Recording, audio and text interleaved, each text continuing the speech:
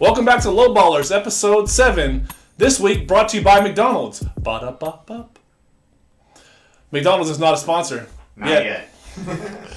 So this week we had a lot of things. We missed some things and we missed some time. But last week we did an abbreviated episode due to COVID. And we didn't get to talk about the Cotton Bowl with OU. Obviously, went the way we wanted it to. OU comes out on top 55-20, winning by 5 touchdowns. And that was kind of my thing when Florida coach and their not players so much, but fans started making some excuses. I kind of was like, well, if you had lost by 10 or 14, I would be more receptive to that argument. But you lost by 5 touchdowns. You got murdered.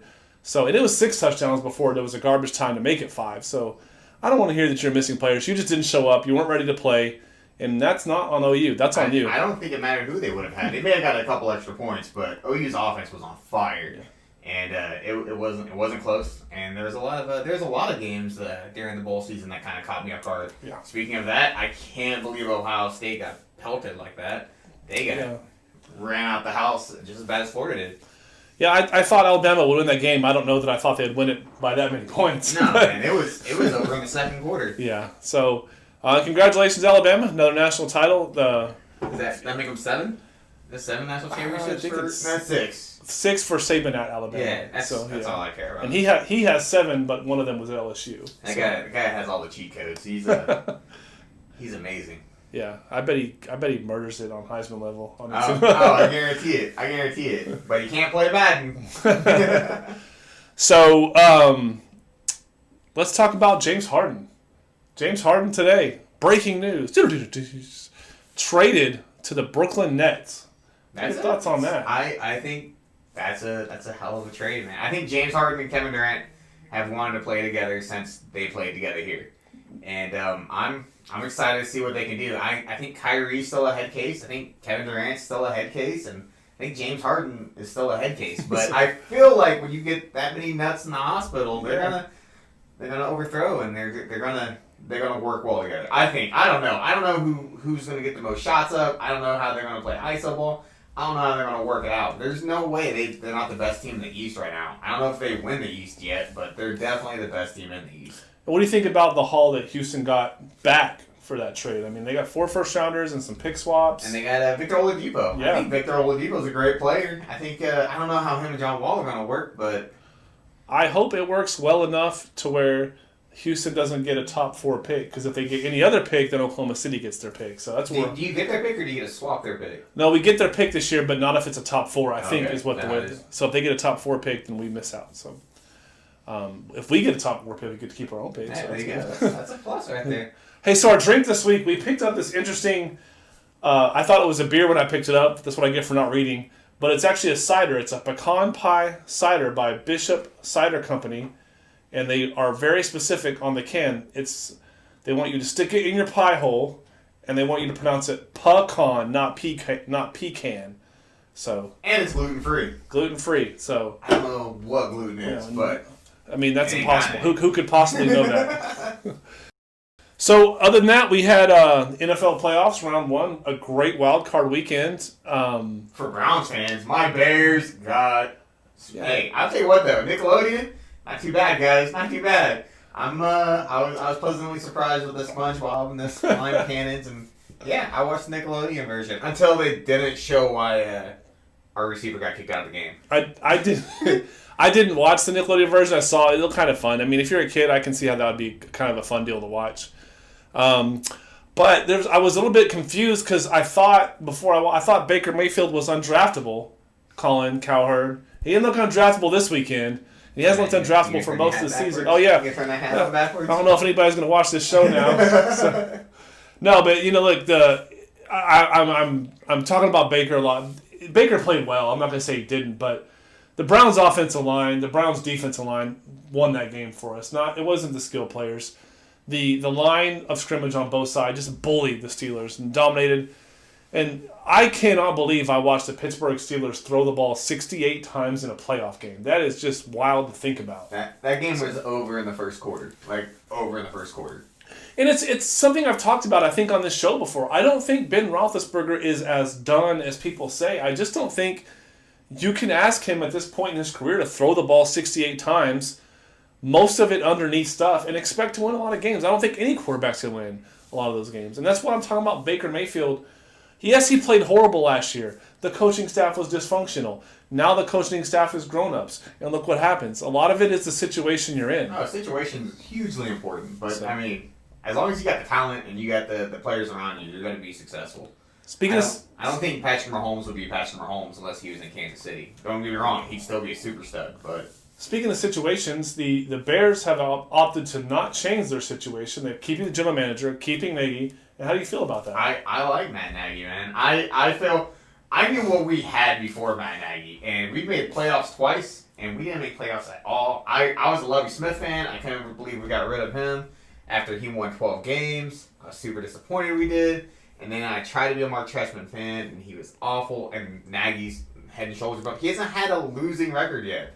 Like 8-8 is cool with me. Like I'm okay with 500. As a Bears fan, 500 is great. So, and we made playoffs twice. We should have won one of those. Our defense looked amazing against the Saints. We held them to their lowest output, held them to 24 points. And it's a quarterback. And I don't think anyone wins without a quarterback. I mean, look at Miami. They're stout, and they're missing a quarterback. And until they get one, they're not going to be making the playoffs or making any noise. So I just hope that somehow we get, I don't know, I guess we're not going to get Carson Wentz, but there's plenty of quarterbacks out there that we can get that I feel like could take us up that extra little step that we need.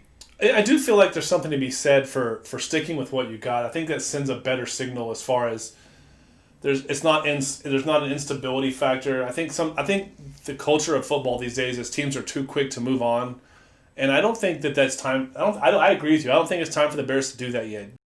Speaking of which, the Colts gave the Bills everything they wanted in that game and then some, and then on the other side of that, you had the Saturday game. You had the Rams just come out and stick it to the Seahawks. I mean, they look good. Their quarterback play is suspect at best, and they're still winning. That Rams defense is so nasty. Aaron Donald, man, I can't say enough about that guy. That is the best defensive player in the league. Not defensive tackle, just defensive player. That dude wrecks havoc no matter where you line him at. You can put him in the tackle, you can put him at the end. He's going to get back there. He's going to cause disruptions. And then you put Jalen Ramsey, a guy that's just going to take down anyone's number one receiver. And how many times do you see a team go out there and get a guy who's a top-flight defensive back or wide receiver, and it just doesn't work for whatever reason, the transition. And that has absolutely worked. Oh, what a great pickup that was. Jalen Ramsey, man, he shuts down one side of the field better than anybody in the league. Yeah. Like, that dude, he talks so much trash and backs it up. I love every bit of Jalen Ramsey. So over the next few days on our Twitter account, I'll put some of these polls up. I'll say, who are you going to bet on? The Browns plus the 10 or the Chiefs minus the 10? Do you want the Bills minus 2.5 or do you want the Ravens plus the 2.5? And I suspect that when I do that, I think the Bills, that all the votes are going to come in for the Bills. And you know my theory, if everybody's on the favorite, get on the underdog. I was like, I've been sipping on this. I don't drink ciders very much, but this is kind of good. This has like that perfect bit of sourness to it. I like it too. It's good. It's not too sweet. That's the reason I think I don't drink ciders. I find them too sweet, and this one is not that at all. It's got you got the boot bubble. I got the bubble. I got to turn it. So last week, if you follow our Twitter, you already know that my picks went bananas. I killed it this week. BANANAS. I ain't no holler back girl. And I was a holler back girl because I went the total opposite. 1-4? Yeah. Oh, if you don't win 2 games, you gotta wear the dunce cap. So I went 3-1 in my 5 picks, and the reason I ended up at that weird number is because while most people got more points than I did, I think the line closed at like 9.5 or 10. I only got 8 points when I took the Washington football team, and they lost by exactly that. So that's a push. Other than that, my lock of the week cut. Forgot who my lock of the week was. I think it was Cleveland. No, it wasn't Cleveland. No, I didn't. I had Steelers. Yeah. My lock of the week was the Ravens. Okay.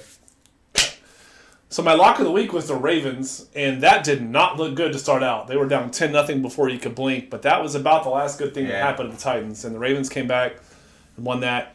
I gave you for the second straight week, I gave you that double shock. Last week I got 2 wins out of it. This week I got 1 win and a push. So the Colts covered their 6 points. And then I took the Saints over the Bears. That was never a question. That was always going to be a cover in that game. And then if I was going to be wrong about a game this week, I'm so glad to be wrong about the Steelers-Browns game. I just honestly thought, as hopeful as I was that the Browns missing some players, a lot of players on their roster that didn't get to practice, no head coach, on the road against the damn Steelers who always beat us. I just didn't think there's no way it's possible. And all of a sudden, not only is it possible, it's they like blew the doors off them. The Steelers just got bullied in that game, pushed around and beat up. It reminded me of Denver versus the Seahawks in the Super Bowl. Whenever like that first safety happened to Manning, and then they just never came correct. Like it was just over at that point. Like it just snowballed down, and that's what happened. Like they made one mistake in the first quarter, and then it just snowballed, and it was 28-0. So 3-1, 1-4. So I get to put back on cash money necklace. So make some picks this week. We're only going to make 4 picks. So make some picks. If you win, we won't even say you have to beat us. If you win 3 of your 4 picks, or if you beat the best one of the 2 of us, we're going to send you your own cash money necklace. And as a bonus, comment on our video this week, and I will send one person who commented, as long as you're subscribed, this gigantic flask, which you can put pretty much a fifth of whiskey in. 64 ounces. And it says, what happens at the tailgate stays at the tailgate. And that shit ain't true. But that's what it says. I will say this. I will give myself credit. I did say take the Rams on the money line. That was a lock. That was a great pick. that was plus 180. So if you took it, congratulations. I got you a little bit of extra cash on top of your regular bet. Your shocks have been pretty good. I think a lot of them. They've been on fire. Yeah. So that takes us to this week's picks. And I guess I'll go first since I'm champions go first. So. We're going to go first. Okay. I am good. My lock of the week is the Packers minus 6.5. It depends on where you get this line. You can find it at 6.5 or 7, depending on where you get it. But I got it. I saw it at 6.5 at usasportsmonitor.net. Didn't make this line up myself. I think that it's going to be a lower scoring game than the Packers would like to play, but I do think that the Rams aren't going to be able to score a whole lot of points, and I think that that's why the Packers win this game by somewhere between 11 and 17. I think it's something like Packers 24-10, Packers 27-14, something like that. So Packers are my lock of the week. My luck of the week is I'm going to go ahead and run with Buffalo. I think Josh Allen's going to come out and dominate the game. The guy looked amazing against Tennessee. And that wasn't against Tennessee, was it? Was it Tennessee? Who played last week? Colts. All right, yeah. Let me rephrase one. All right. My lock of the week is I'm going to go ahead and take Buffalo minus 2.5. Josh Allen is an absolute stud. And he looked great against the Colts. And that Colts defense is not a joke. And I feel like Stephon Diggs is going to get open. I feel like the Buffalo's defense is fast enough to contain Lamar Jackson. I don't feel like they get a lot of pass rush, but I feel like the linebackers can play spy amazing. I like Tremaine Edwards, and I think that guy is an absolute beast. So I'm going to go ahead and roll with Buffalo as my lock. Well, this goes back to like the any given Sunday kind of effect. Like, if somebody's out there telling you they feel good about their picks on all 4 of these games, I call that person a liar, because there are a lot of good teams left, and by making a pick, you have to pick against a good team at this point, and that's hard to do. I'm going to go with my shock of the week, and the last 2 weeks in a row, I've given you a double shocker, 2 picks each week. Out of those 4 picks, I went 3-0-1, but this week I'm just going to give you the one shock. Cleveland plus the 10 against Kansas City. I don't think they win the game. I think that there's going to be times where you think it might happen. I think Cleveland might actually have a lead at some point in this game. But I think in the end, the Chiefs are going to make maybe 1 or 2 too many big plays, and that's going to be the difference.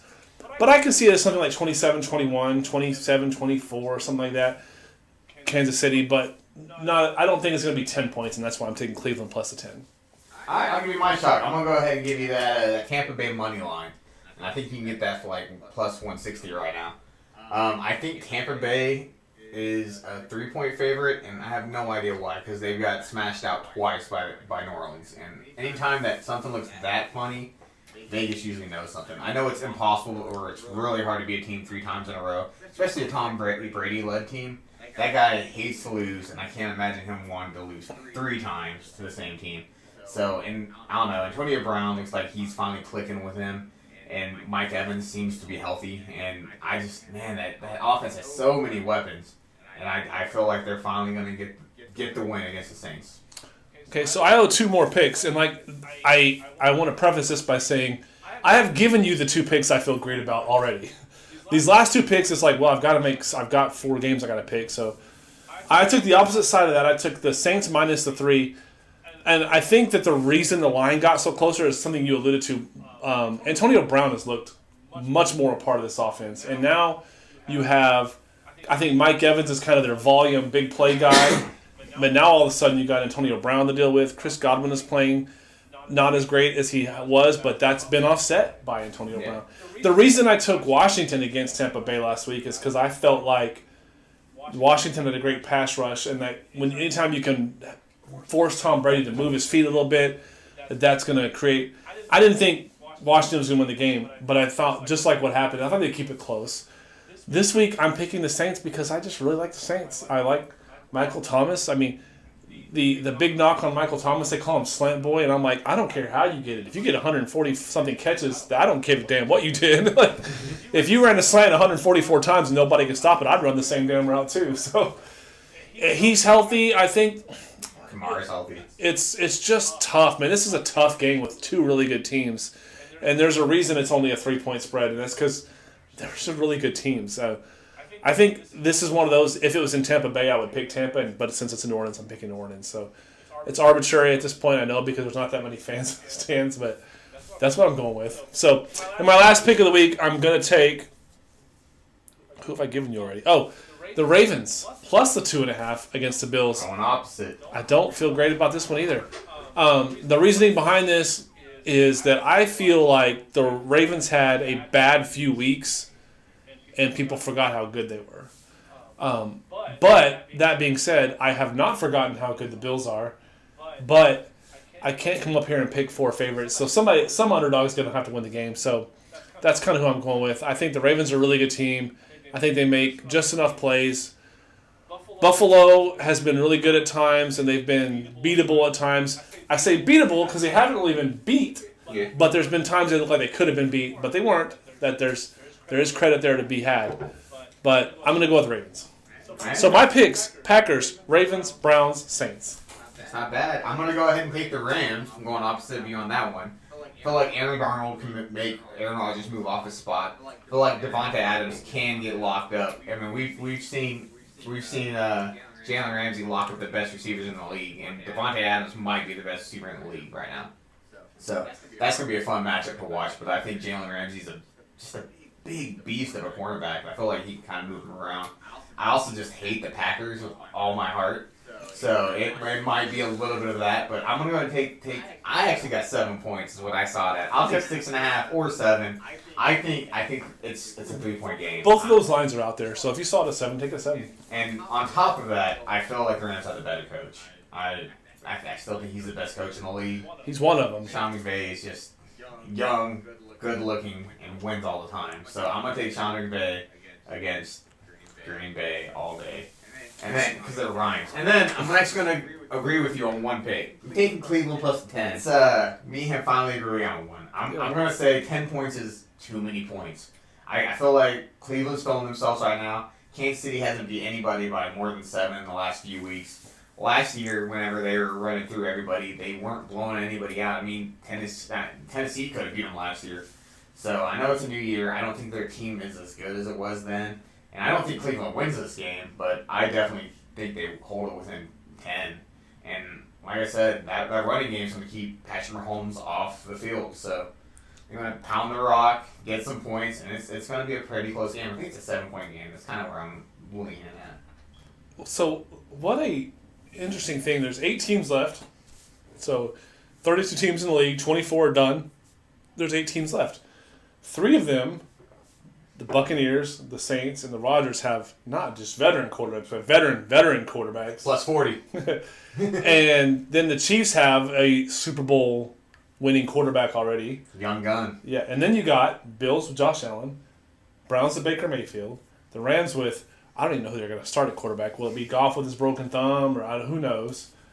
And I then don't think it matters. and then the Ravens with Lamar Jackson. So you got 3 very young superstar quarterbacks, and then one team who's just trying to get a quarterback out there at this point against 4 very established quarterbacks. So that's another interesting dynamic to watch. Who comes out on top this week as far as now? I'm excited about the AARP Bowl. I'm telling you that right now. Brady Breeze. Yeah, so that's one game. The 2 old guys are going, and then the Bills and Ravens, the 2 young guys are going to each other. So those are 2 games that I'll certainly and not coincidentally, those are the 2 games with the closest spreads. Yeah. And so I took the Packers, and you alluded to it. The 10 points is just a lot of points in a playoff game.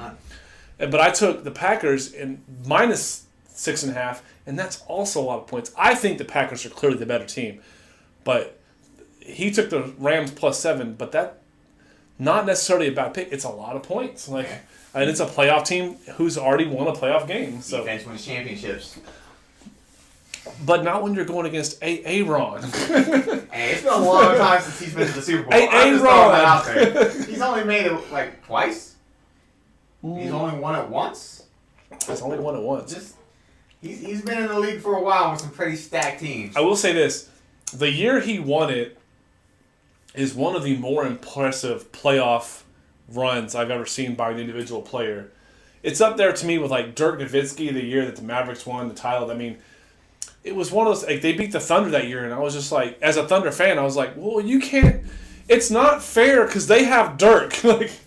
He hit 40 free throws. They just pass it to him, and he's 7 feet, and he does a fadeaway from 15 feet from the basket. What are you supposed to do about that?